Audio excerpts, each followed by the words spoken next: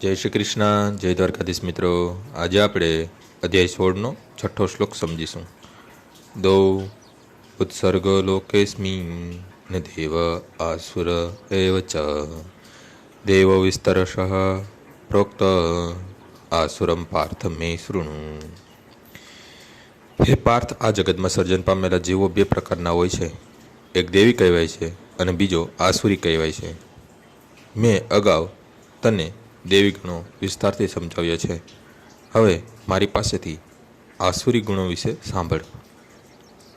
ભગવાન કૃષ્ણએ અર્જુનને એમ કહીને ખાતરી આપી કે તે દેવી ગુણો સાથે જન્મ્યો છે અને હવે તેઓ આસુરી ગુણો વિશે તેને કહી રહ્યા છે. આ જગતમાં બધા જીવો બે વર્ગમાં વિભક્ત થાય છે. જે જીવો દિવ્ય ગુણયુક્તિ હોય છે તેઓ નિયમિત જીવન જીવે છે,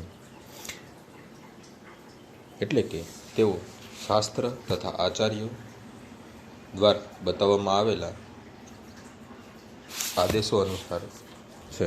મનુષ્ય પ્રમાણભૂત શાસ્ત્રોના માર્ગદર્શન અનુસાર કર્તવ્યો બજાવવા જોઈએ. આ પ્રકૃતિ તેવી કહેવાય છે. જે મનુષ્ય શાસ્ત્રોક્ત વિધાનોને માનતો નથી અને ધૂનમાં આવે તેમ મનસ્વીપણે કાર્ય કરતો રહે છે તે આસુરી કહેવાય છે.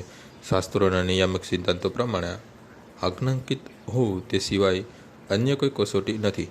વૈદિક ગ્રંથોમાં વર્ણવ્યું છે કે દેવો તથા આસુરો બંને પ્રજાપતિથી જન્મ્યા હતા. તફાવત એટલો જ છે કે એક વર્ગ વૈદિક આશાઓનું પાલન કરે છે અને બીજો કરતો નથી. આજનો શ્લોક અહીં પૂર્ણ થાય છે. આવતીકાલે ફરીથી સવારે 6 વાગ્યે મળીશું. જય શ્રી કૃષ્ણ.